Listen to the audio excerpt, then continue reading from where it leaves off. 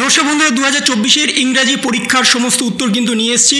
Scene, unseen, grammar, phrasal verb সমস্ত কিছু কিন্তু এখানে আছে। প্রথমে সিন থেকে যদি আমরা দেখি, সিনের একেরটা হচ্ছে at the end of the day, দুইয়েরটা হচ্ছে চেকড হোম লেসন, 3 নম্বরটা হচ্ছে ম্যাথামেটিক্স, 4 নম্বর অর্থাৎ ডিএরটা হচ্ছে arriving in school half an hour late that day, এবং 5এরটা হচ্ছে সুয়ামিজ ফাদার অর্থাৎ ইয়েরটা।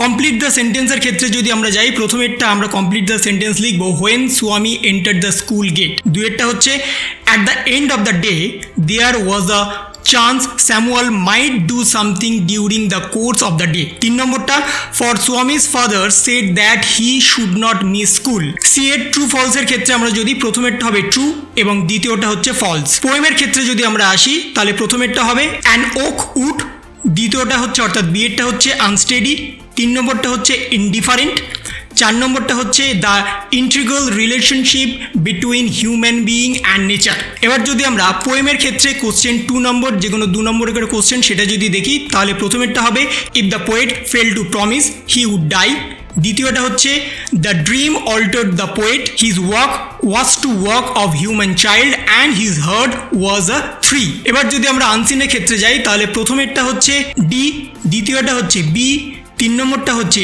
ডি, 4 নম্বরটা হচ্ছে এ, 5এরটা হচ্ছে বি এবং 6এরটা হচ্ছে বি। আনসিনের যদি ট্রু ফলসের ক্ষেত্রে দেখি, তাহলে প্রথমে হচ্ছে ফলস, তৃতীয়টা হচ্ছে ট্রু, 3 নম্বরটা হচ্ছে ট্রু। এবার যদি গ্রামাটিক্যাল পার্টে আসি, গ্রামাটিক্যাল পার্টে প্রশ্ন ছিল he was being increase comma advice comma should drink, তাহলে কি হবে?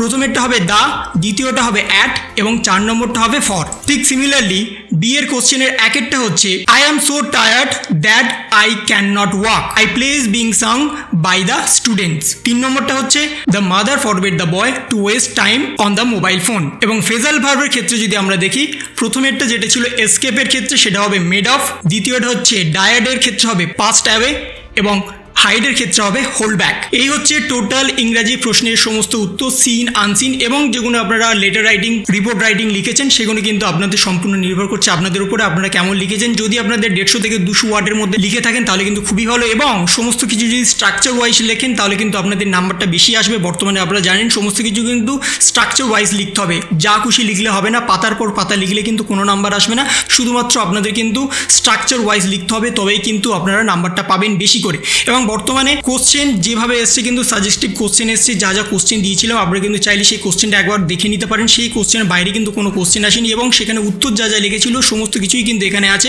তাই বর্তমানে আপনাদের কোশ্চেন কিন্তু সাজেস্টিভ এসছে এবং আপনাদের আগামী যে কোশ্চেন আসতে চলেছে সেখানেও কিন্তু সবই সাজেস্টিভ থাকবে, তাই আপনাদের ভবিষ্যতে কিন্তু কোনো অসুবিধা হবে না আগামী পরীক্ষার জন্য। তো এই ছিল একটা ছোট্ট ইনফরমেশন আপনাদের সকলের জন্য। যদি আপনাদের ভিডিওটা ভালো লেগে থাকে তবে লাইক করুন, শেয়ার করুন এবং অবশ্যই সাবস্ক্রাইব করুন। তার পাশাপাশি আপনার মতামত কমেন্টের মাধ্যমে জানান। ভালো থাকুন, সুস্থ থাকুন, ধন্যবাদ।